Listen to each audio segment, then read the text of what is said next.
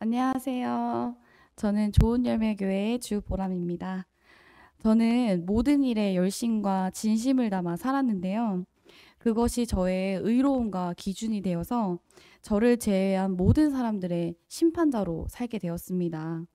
그런 제가 부활하신 예수님을 만나서 모든 사람을 하나님의 눈으로 바라보게 된 간증을 나누려고 합니다. 저는 또래보다 성숙한 편이었어요. 그래서 다른 아이들이 생각하지 못하는 걸 생각하고 어른들과도 대화가 잘 되었습니다. 친구들은 어른스러운 저를 많이 의지하게 되었고, 저는 저에게 의지하는 친구들을 보살핀다는 생각을 하면서 멘토 역할을 했습니다. 이것저것 조언도 많이 해주고, 그때마다 친구들은 네 말이 맞았어 하면서 저에게 고맙다는 인사도 자주 해주었어요. 저는 학창 시절을 계속 이렇게 보냈습니다. 고등학교 때는 제가 아침에 등교를 하면 저에게 울면서 달려오는 친구들이 많았어요. 야간 자율학습을 할 때도 찾아오고, 공부 시간을 제외하면 친구들이 저를 찾아와서 이런저런 얘기를 자기 얘기를 오픈하면서 저에게 조언을 구했습니다. 그때마다 친구들은 저에게 조언받은 그대로 하고 저에게 위로도 받고 많은 문제들을 해결받았습니다. 그래서 저는 이런 시간을 보내면서 내가 맞아. 내가 옳아. 항상 내 말이 맞는 거야. 라는 생각으로 가득 차게 되었어요. 그래서 저는 제가 생각한 기준이 있었고 그 기준을 가지고 모든 상황을 판단하고 사람들을 판단하게 되었습니다. 그런데 제가 이렇게 기준이 있다 보니까 제 기준에 벗어나는 사람들이 생기면 제가 완전히 다른 사람이 되는 거예요. 일단은 그런 사람이 저에게 딱 나타나면 저는 먼저 지적을 했어요. 너는 그게 틀렸어. 너는 그게 문제야. 그러니까 이렇게 해야 돼. 라는 말을 많이 했는데요.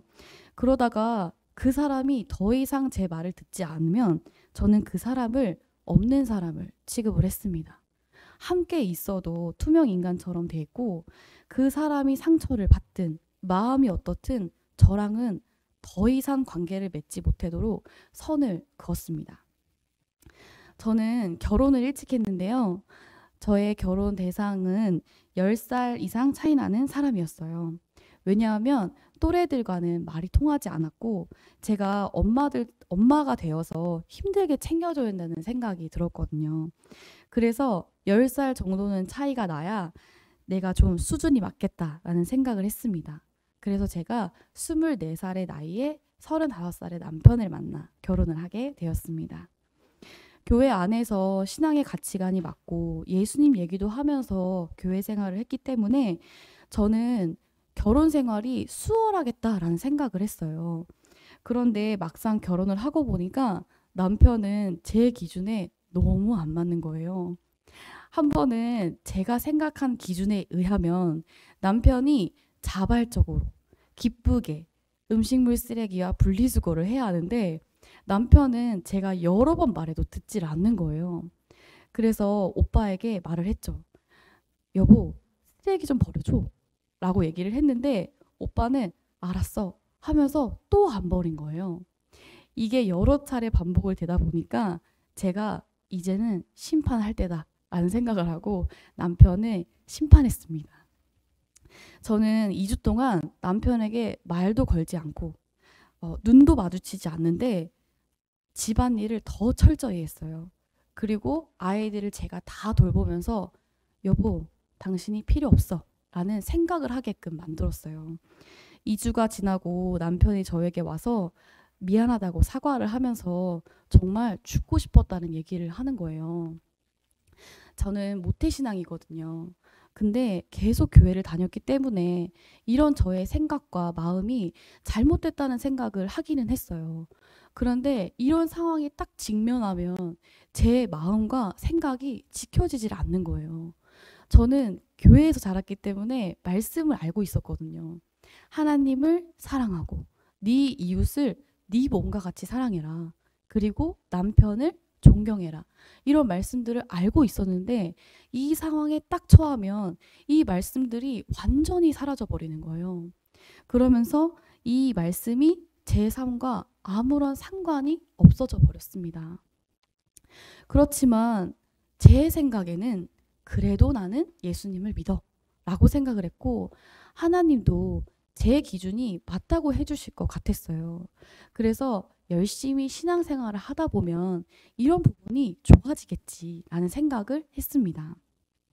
그리고 제 주변에 말씀을 그대로 지키는 삶을 살아가거나 제자들처럼 초대 교인들처럼 사는 사람을 본 적도 없고, 그때의 삶은 그때나 가능한가 보다라는 생각이 있었습니다.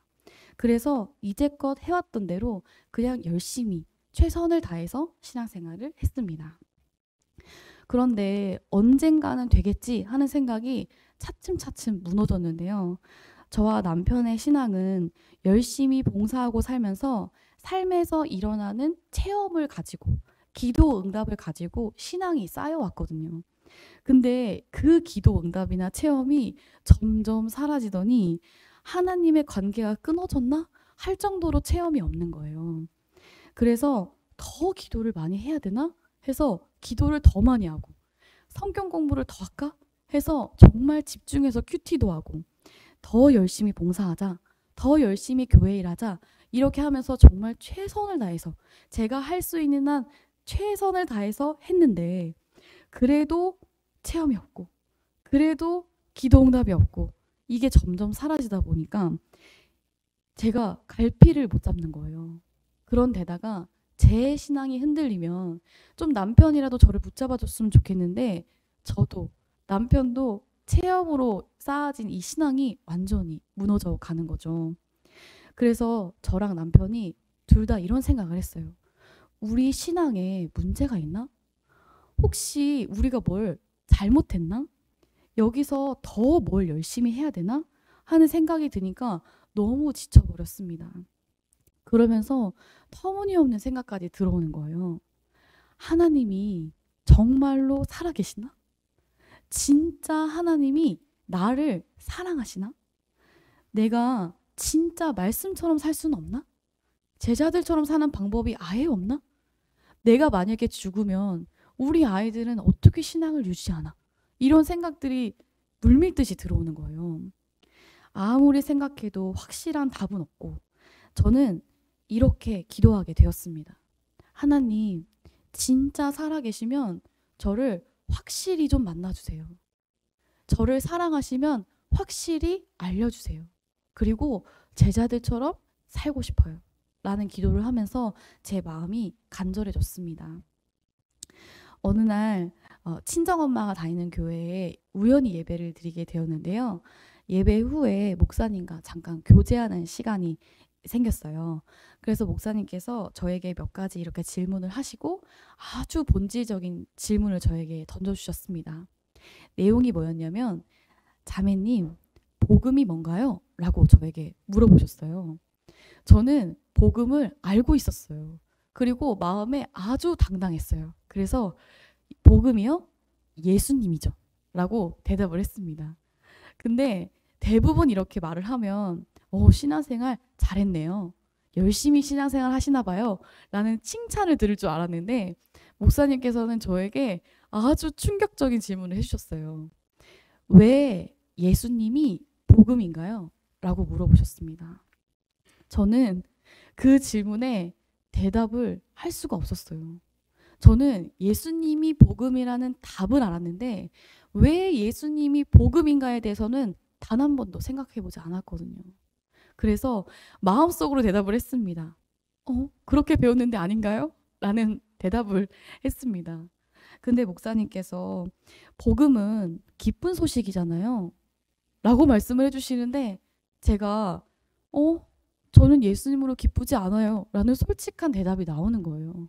솔직히 복음이 기쁜 소식이라는 또 답은 알고 있어도 진짜 삶에서 예수님으로 기쁘다라는 생각을 저는 해본 적이 없거든요. 사실 예수님으로 산다, 내가 신앙생활 한다, 이런 게 있으면 힘쓰고 애쓴다는 생각을 훨씬 더 많이 했었거든요. 아무 대답도 못한 저에게 목사님께서는 어떻게 교회 생활을 하게 되었냐고 질문해 주셨어요. 그래서 어릴 때부터 모태신앙으로 자랐고 열심히 신앙생활을 하다 보니까 체험을 많이 하게 되었다고 말씀을 드렸습니다. 그런데 목사님으로부터 또 다른 충격을 또 받았는데요. 목사님께서 저에게 자매님, 그런 신앙은 이슬람에도 있어요. 기독교는 예수를 하나님으로 믿는 종교이고 역사예요. 라고 말씀을 해주시는 거예요. 저는 항상 이런 생각을 하고 살았거든요. 야, 나는 불교나 이슬람에서 태어나지 않은 게 참 감사하다. 내가 교회라는 테두리 안에서 하나님을 믿었다는 게 너무 감사하다. 만약에 내가 불교나 이슬람에서 태어났으면 불교, 이슬람 믿는 사람이 되었을 텐데 너무 다행이다. 라는 생각을 했었거든요. 근데 목사님께서 저에게 제 지금 신앙이 이슬람이랑 똑같다고 말씀하시니까 제가 기분이 너무 나쁜 거예요. 저는 이슬람 사람들을 어떻게 생각하냐면 총을 들고 막 사람을 죽이고 위협하고 이런 사람들로 알고 있었거든요. 테러하고. 근데 제가 목사님께 이런 말을 듣고 알아보니까 이슬람 사람들도 굉장히 도덕적으로 윤리적으로 사는 사람들이 많은 거예요. 그리고 심지어 병도 고친다는 거예요. 그리고 불교에서는 귀신을 쫓아내는 축사를 하고 그게 천주교에도 있다는 사실을 제가 알고서 이게 내 신앙이 참 문제가 있구나. 이게 문제가 있는 거였어. 라는 동의가 되었습니다. 사실 저는 신앙에 답이 없고 이 신앙의 답을 찾는 갈증이 그리스도인의 아주 중요한 요소라고 생각을 했어요. 그리고 정확한 복음, 확실한 복음, 큰 확신 이런 것으로 전도하지 못하는 게 사실 큰 문제가 되지 않다고 저는 생각했거든요. 그리고 말씀대로 살지 못한다는 것에도 문제를 삼지 않았어요. 그리고 교회 안에서도 다 그런 거야. 그렇게 성화되어가는 과정이지 하는 말을 많이 들었고 교회에서도 말씀대로 그대로 살지 못한다는 것에 대해서 크게 저에게 문제 삼지 않았기 때문에 저는 그냥 교회 일 열심히 하고 봉사 많이 하는 게 믿음이 좋은 것이라고 생각을 했거든요.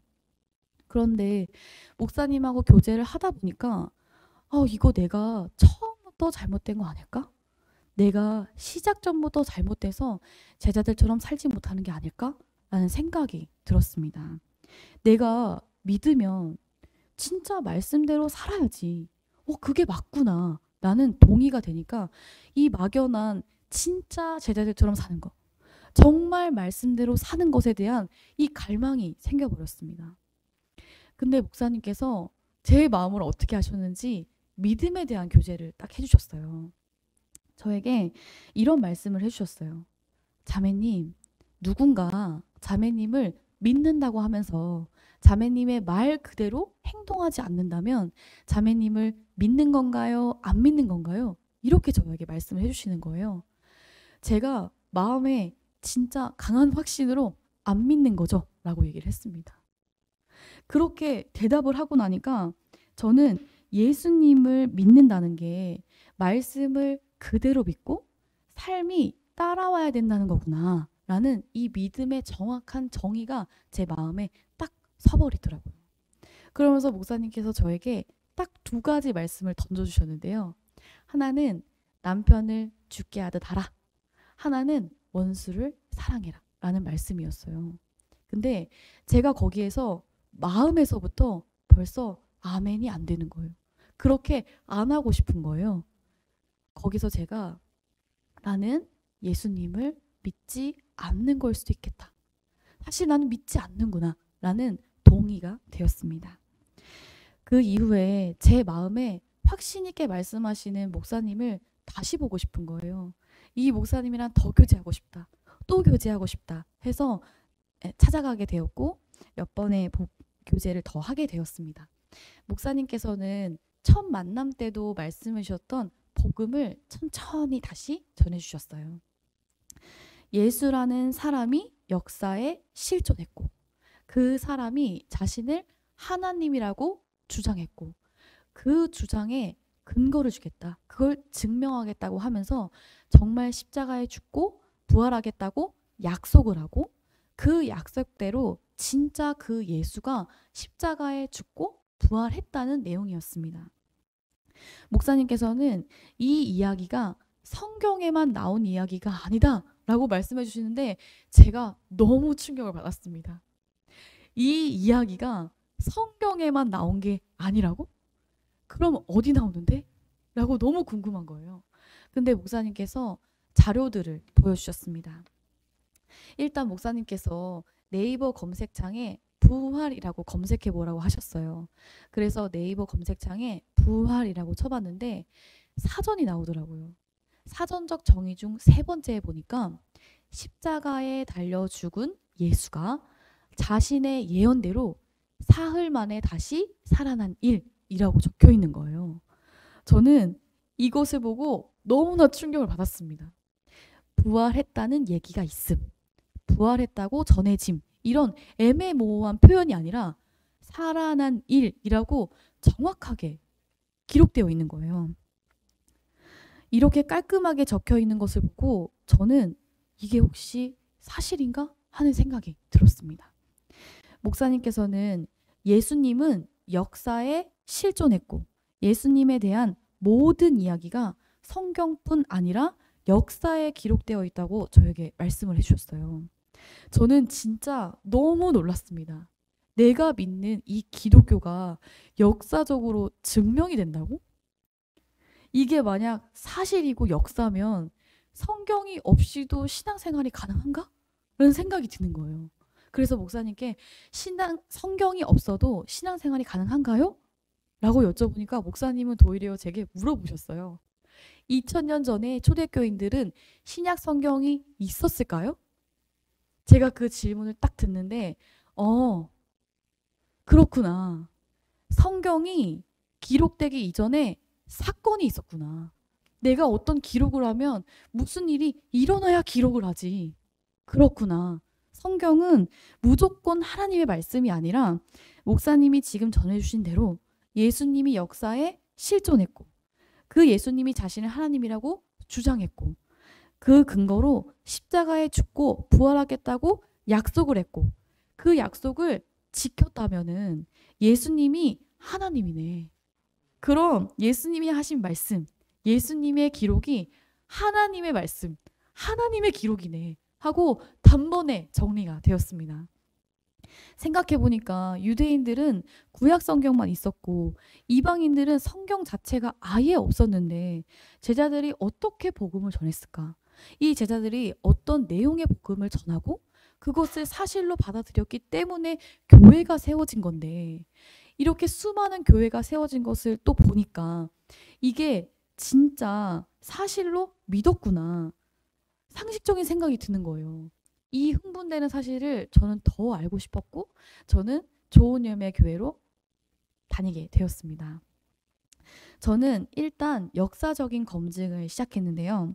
예수님이 역사에 실존했던 사람이라는 것을 일단 조사했습니다. 먼저 역사 연표를 봤는데요. 예수님은 BC와 AD의 기준이었어요. 세계 역사의 기준이었던 거죠. 세계 역사의 기준을 없는 사람을 둘 리가 없잖아요.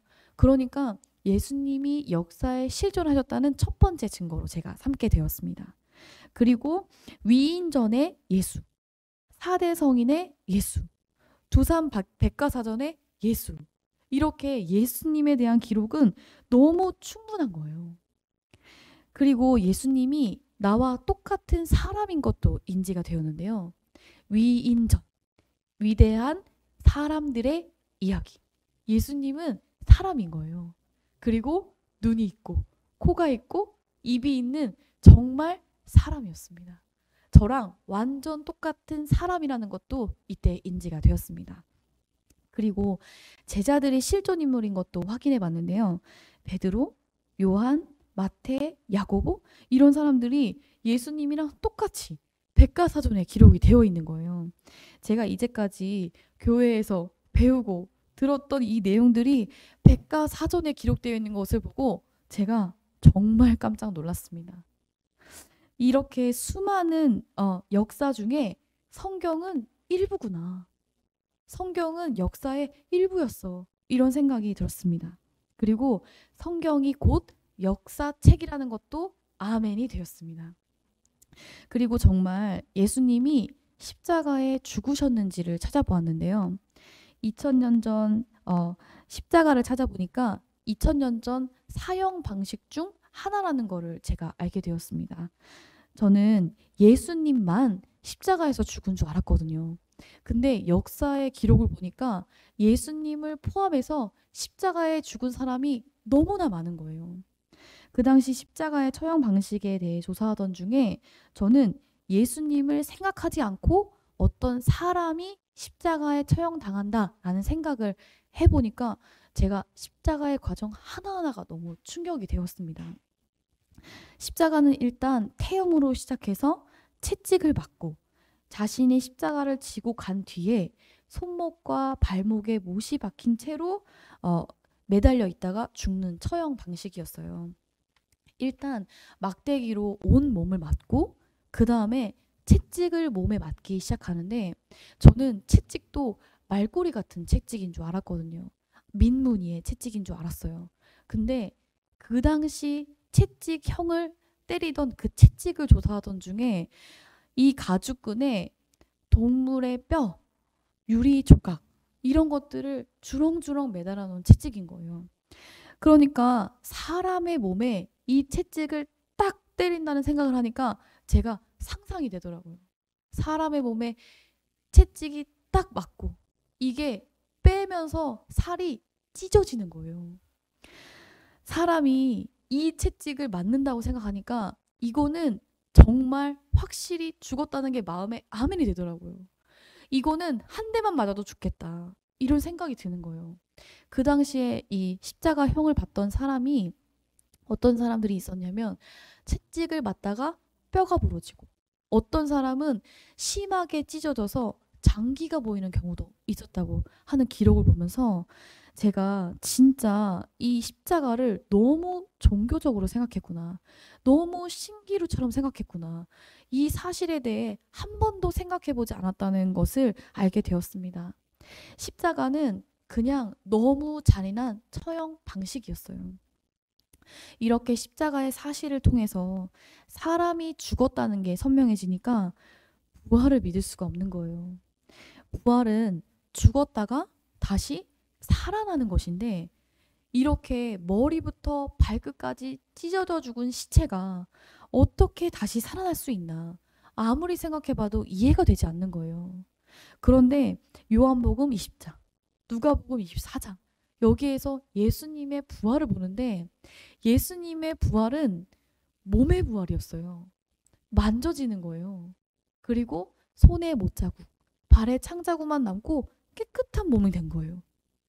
그리고 여기에 함께 계시지 않는데 같이 말을 다 들으시고 이렇게 갑자기 가운데에 나타나서 짠! 이렇게 나타나시고 시간과 공간을 초월하는 거죠.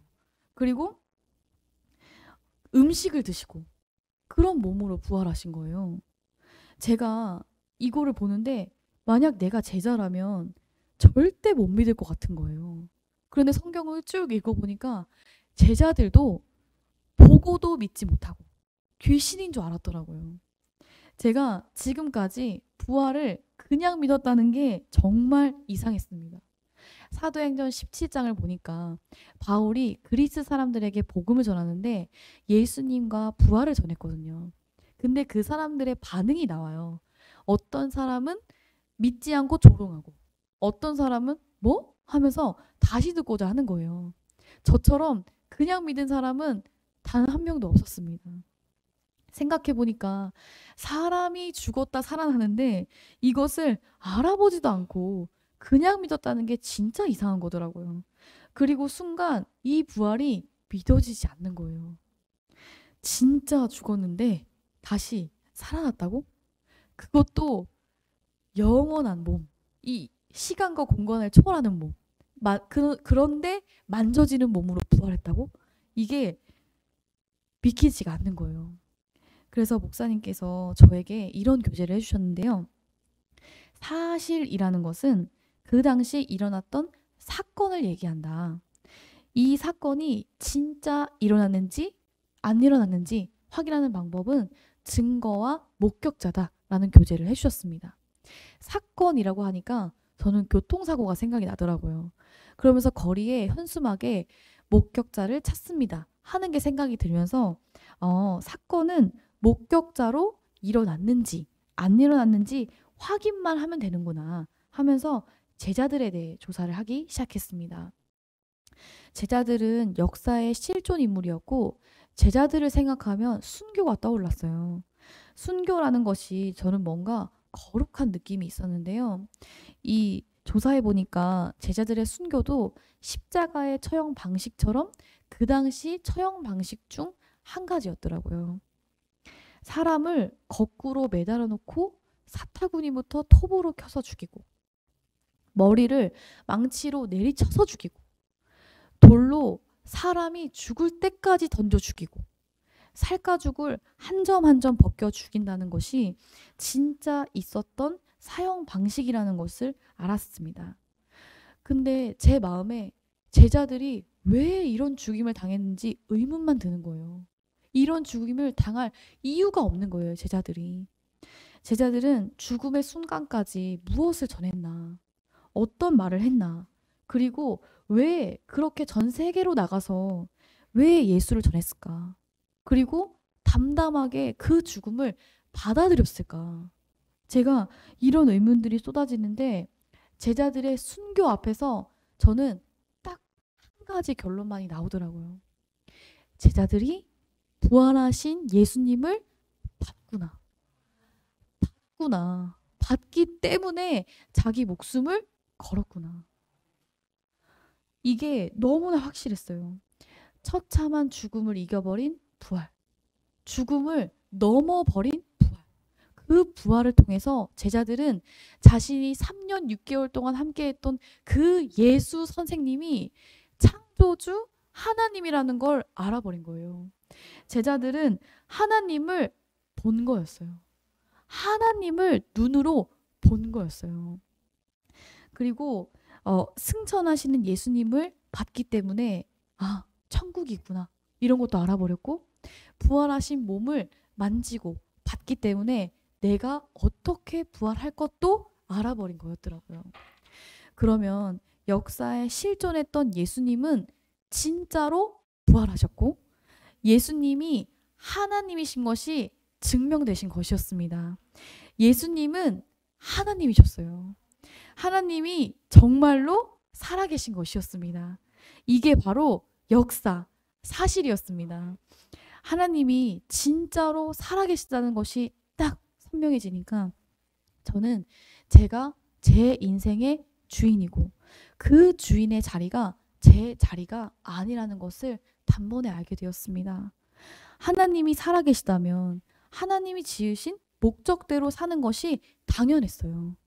그 하나님이 또 기독교의 하나님이라는 것이 확실해지니까 성경 말씀 전체가 하나님의 말씀이라는 것이 연결이 되면서 말씀을 그대로 믿어야 하는 게 당연해졌습니다. 그리고 제가 죄인이라는 것이 선명해진 말씀이 있었는데요. 저는 제가 열심히 노력하고 사람들의 인정을 받고 사랑을 받으면서 살아서 제가 세워놓은 기준이 있었잖아요. 이건 맞고 이건 틀리고 이건 옳고 저건 그르고 하는 제 나름대로의 기준이 있었거든요. 그런데 하나님이 살아계시다는 게 딱 선명해지니까 성경을 하나님의 말씀으로 그대로 받으니까 이 말씀 앞에 제가 완전히 무너지게 되었습니다. 창세기 3장 5절 너희가 그것을 먹는 날에는 너희 눈이 밝아져 하나님과 같이 되어 선악을 알 줄 하나님이 아심이라. 선악을 아는 거. 제 기준으로 옳고 그른 거. 맞고 틀린 거. 이걸 나누는 게 하나님이 된 거였어요. 제가 하나님의 자리에 앉아서 하나님 행세를 한 것과 똑같았습니다. 선과 악을 나누는 것은 오직 하나님만이 할 수 있는 것이었어요. 제가 제 기준으로 판단을 하고 말고 이게 말이 안 되는 거였어요. 저는 이런 말을 진짜 많이 하고 살았는데요. 나가서 100사람한테 물어봐. 다 내가 맞다고 할걸? 내가 맞아. 라는 말을 엄청 많이 하고 살았거든요. 내가 옳아. 라는 마음으로 평생을 살았거든요. 그런데 이게 제가 하나님이 된 거였어요. 제 기준으로 모든 사람의 하나님이 되려고 했던 거였어요. 오직 하나님의 말씀, 성경 말씀만이 진리였지 제 생각, 제 기준, 제 가치관은 싹 다 틀린 거였어요. 제가 제 기준으로 판단하고 제 기준으로 정죄하는 게 하나님 된 죄라는 걸 알게 되었습니다. 이게 엄청난 죄라는 것을 알겠더라고요. 내 생각에 이건 잘못되었으니까 남편을 존경하지 않고 자녀들도 내 맘대로 키우고 내가 좋아하는 거 싫어하는 거 나누고 다른 사람들을 판단하고 모든 행위들이 이게 다 내가 하나님 되어서 내가 주인 되어서 하나님을 마음에 두기 싫어해서 생긴 죄였더라고요. 하나님이 정말로 살아계신데 내가 내 마음대로 살았다는 것 자체가 하나님 앞에 엄청난 죄였다는 것을 제가 알게 되었습니다. 합당함, 내 기준 이런 것들로 저는 너무나 많은 사람을 미워하고 죽인 살인자였어요. 하나님의 눈으로 보니까 저는 그냥 마귀 자체였습니다. 하나님을 마음에 두기 싫어한 죄도 죽을 죄인데 하나님께서 이런 저를 위해서 독생하신 예수님을 보내주셨는데도 예수님도 주인으로 믿지 않은 죄. 이 죄가 너무나 크더라고요. 제가 입으로 예수님을 믿는다고 말했지만 저는 실상 말씀 그대로 믿지 않았고 제 기준으로 살았기 때문에 저는 믿지 않는 자였고 저는 제가 주인되어 하나님께 범죄한 자였습니다. 예수님께서 이 땅에 사람으로 오셔서 십자가의 죽으심으로 죄가 얼마나 무서운지 죄의 삭시 곧 그 십자가의 사망인 것을 알려주시려는 거였었어요. 죄가 뭔가? 죄란 죄가 없으신 하나님이 이 땅에 오셔서 친히 제물이 되어주셔서 그렇게 처참하게 십자가에 죽으셔야만 해결되는 것이 죄였습니다. 그렇게 해야만 사해질 수 있는 것이 죄였어요. 제 기준으로 모든 사람을 판단, 정죄하고 미워하며 심판했던 죄를 십자가로 정확히 볼 수 있었습니다. 그런데 예수님께서는 이런 죄인을 사랑하신다는 거예요. 로마서 5장 8절 우리가 아직 죄인 되었을 때에 그리스도께서 우리를 위하여 십자가에 죽으심으로 하나님께서 우리에 대한 자기의 사랑을 확증하셨느니라. 내가 아직 죄인 되었을 때 예수님이 대신 십자가에 죽으심으로 하나님 아버지께서 나에 대한 사랑을 확증하셨다는 거예요.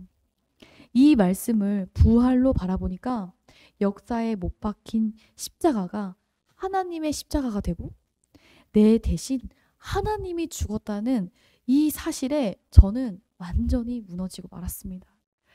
내 기준을 세운 모든 순간들이 생각났어요. 내 생각, 내 감정, 내가 똑똑하다고 자랑질하면서 세운 이 가치관, 이걸로 하나님을 죽인 거예요. 내가 옳다라는 생각으로 내가 주인의 자리에서 예수님을 끌어내리는 저를 보면서 내가 하나님을 죽였다는 사실이 너무나 충격이 되었습니다. 내가 맞아요. 내가 진짜 맞다니까요 하면서 하나님께 바락바락 대들고 하나님을 끌어내리고 하나님을 죽이는 자가 저였던 거예요. 근데 이렇게 바락바락 대드는 저를 위해서 예수님이 대신 죽으셨다는 거예요. 사도행전 2장의 유대인들처럼 저는 창조주 하나님을 죽인 살인자가 되어 엎드려졌습니다. 그런데 그런 저를 향해 베드로의 설교가 제 마음에 들어왔습니다. 너희가 십자가에 죽인 예수를 하나님이 살리셨다. 우리가 이 일의 증인이라. 너희가 각각 회개하여 예수 그리스도의 이름으로 침례를 받고 죄사함을 받아서 성령을 받아라. 이 선물을 받아라 하는 이 설교가 제 마음에 들어왔어요. 회개하고 예수님을 주인으로 믿으면 죄를 사해 주시고 성령님도 보내주신다는 말씀을 보는데 순간 너무나 이해가 되지 않았습니다. 그런데 부활의 사실이 너무나 확실하다 보니까 제가 이 말씀을 그대로 믿을 수밖에 없었습니다. 저는 제가 주인데요. 하나님을 마음에 두기 싫어하고 예수님까지 주인으로 믿지 않은 죄를 회개하고 지금 부활하셔서 살아계신 예수님을 저의 마음의 주인으로 영접하게 되었습니다. 저는 너무나 좋으신 예수님을 주인으로 믿고 이분과 함께 사는 인생을 살게 되었습니다. 부활로 예수님이 하나님이신 것이 확실해지니 성경에 나와 있는 예수님의 성품이 창조주 하나님의 성품인 것이 너무 확실해졌어요. 제가 죄인이라는 게 선명해지다 보니까 죄인을 대하시는 예수님의 모습이 많이 보였는데요. 간음한 여인에게 내가 너를 정죄하지 않는다. 다시는 죄를 범치 말라 하고 돌려보내시면서 며칠 후에 그 여인의 죄까지 다 뒤집어 쓰고 십자가를 감당하신 예수님. 그리고 재산을 다 탕진하고 돌아온 이 둘째 아들에게 탕자에게 가락지를 끼워주고 송아지를 잡아주고 옷을 입혀주고 잔치를 벌여주는 그 아버지의 비유. 이것들이 다 사실로 붙들리니까 이 예수님을 위해 제가 제 인생을 너무 바치고 싶은 거예요. 이런 좋으신 주인께서 나의 삶을 책임져 주시고 인도해 주신다는 사실이 너무 붙들리니까 제 인생은 정말 예수님께 올인하고 싶어졌습니다. 더 이상 제 기준으로 다른 사람을 판단하고 정죄하는 것이 모두 사라지고 오직 나를 사랑하시는 창조주의 사랑만이 저를 가득 채우게 되었습니다. 부활로 예수님이 하나님이신 것이 선명해지고 예수님의 말씀이 다 하나님의 말씀인 것이 확실해지니까 저는 제 기준으로 사람을 판단하고 정죄하는 옛사람이 완전히 죽어버렸고 모든 사람을 하나님의 눈으로 바라보는 새 피조물이 되었습니다. 저는 이제 로마서 14장 7, 8, 9절의 말씀대로 내 주인이신 예수님을 위해서만 살고 죽는 존재가 되었습니다. 말씀이 선명해지니까 하나님께서 저와 남편을 한 몸으로 이루셨다는 말씀에 아멘이 되고 하나님이 만들어주신 가정에서 남편을 내 기준으로 대하고 남편을 가르치려고 하고 내 기준에 맞추려는 것 자체가 하나님을 기만했구나 라는 것을 알게 되었습니다. 그래서 내 주인의 말씀대로 남편의 모습과 상관없이 남편을 존경해라. 남편을 죽게 하듯 하라 라는 말씀에 아멘을 하게 되었습니다. 가정을 위해 일하는 남편을 위해 항상 고맙다는 표현을 하고 아침밥도 해주고 남편을 가정에서 편하게 쉴 수 있도록 하고 저는 남편을 위해 존재하는 인생을 살게 되었습니다. 그리고 지체들과의 관계, 이웃들과의 관계 속에서도 완전히 변하게 되었는데요. 내 기준으로 판단하고 정죄하면서 냉랭하게 대하는 것이 아니라 하나님이 그 사람을 어떻게 보는지를 먼저 생각하고 내가 먼저 사랑하는 사람이 되었습니다. 주님께서 십자가의 사랑을 저에게 먼저 보여주신 것처럼 먼저 줘라, 먼저 사랑해라 라는 말씀에 아멘을 했기 때문입니다. 그리고 제게 주신 자녀들에게도 제 기준으로 양육하는 것이 아니라 잠언 13장의 말씀처럼 하나님의 교훈으로 양육하고 그리고 주님이 양육해 주셔야만 합니다 라는 믿음의 기도를 하고 공동체에서 배운 양육의 방식대로 아이들을 기르고 있습니다. 하나님이 제게 맡겨주신 영혼이라고 생각을 하니까 이렇게 아이들을 대하니까 아이들도 위축됐던 이 아이들이 밝아지고 예수님을 주인으로 믿는 역사가 일어났습니다. 이제 저의 남은 인생은 주님의 꿈인 교회 공동체와 함께 예수님을 더욱 사랑하고 지체들을 더욱 사랑하면서 다시 오실 주님을 기다리는 인생, 사명만 감당하는 인생이 있습니다. 이 세상의 모든 사람들이 하나님이 살아계신 확실한 증거, 부활을 고민하고 의지를 다해서 찾아보고 사실을 확인해서 지금 살아계신 예수님을 나의 주, 나의 하나님으로 영접하기를 기도합니다. 감사합니다.